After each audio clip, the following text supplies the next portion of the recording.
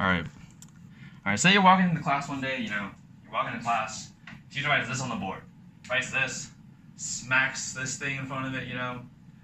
And you just got fresh out learning the comparison test. You're like, oh, this shit's easy. Like this is exactly like the comparison test. All I gotta do is gotta take this.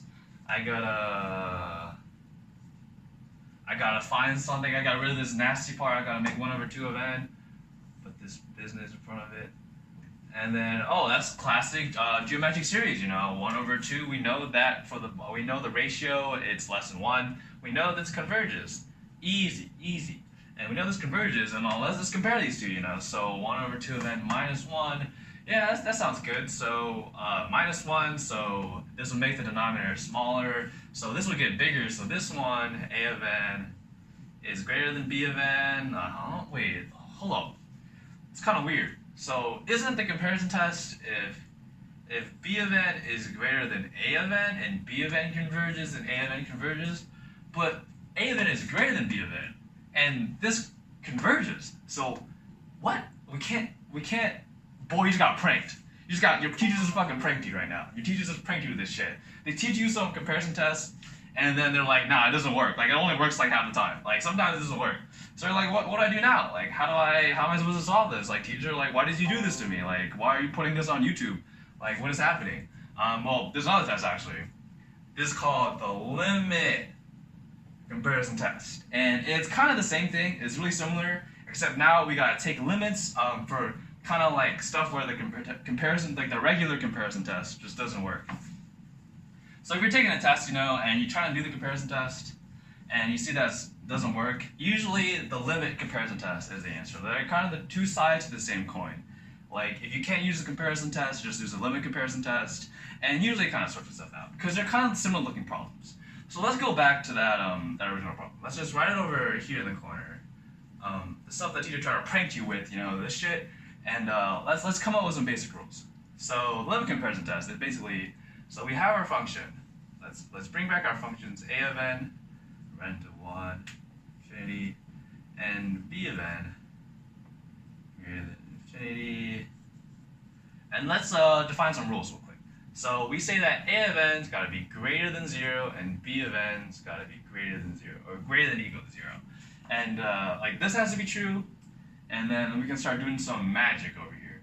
So let's say that the limit of a of n over b of n, limit as n approaches infinity, let's say this is both positive, and let's say it's finite.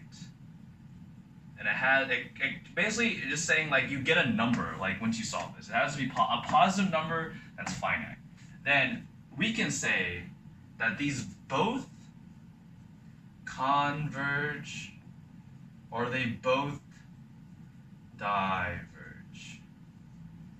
So damn, that's pretty convenient. That kind of works. So yeah. So if we find another b of n, our secondary one, and we find this converges, and we kind of do all of this jazz, and we find a limit and it meets these rules, and they both converge. If this diverges, do the same thing. They both diverge. So let's kind of see the example. I feel like stuff with this, like, you just kind of need to see example for it, because it's kind of like weird conceptually, but just kind of remember all that stuff.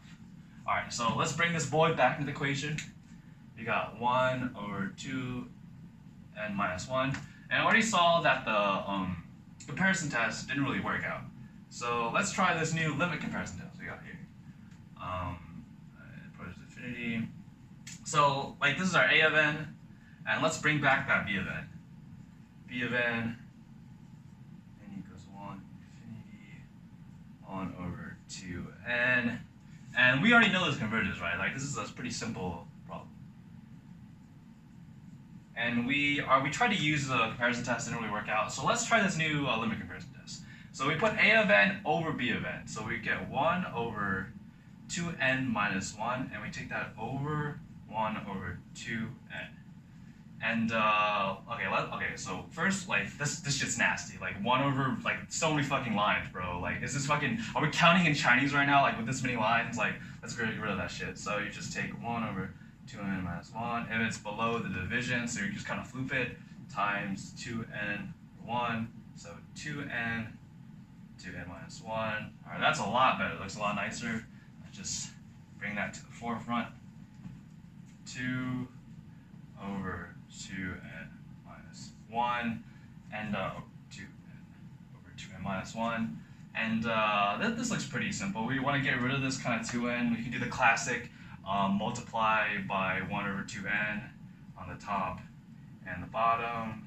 And so this becomes 1, this becomes 1, and this becomes 1 over 2n.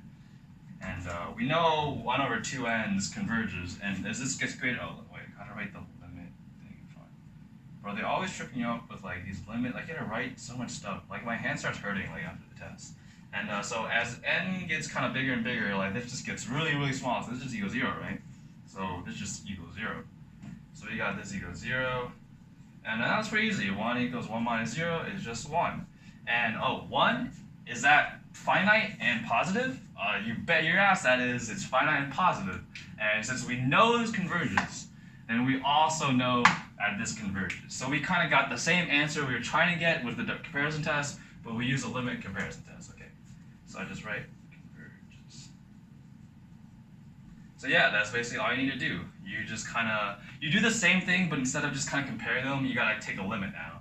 And once you find the limit, if it's positive and finite, then you kind of get your answer. If it's not positive and finite, then you kind of out of luck. You gotta use another method that we'll learn later to kind of solve it. But usually it is. I feel like usually it works out because they try to test you on this. So yeah, that's pretty much it. So we got the limit comparison test and the comparison test out of the way, and we're still chugging along.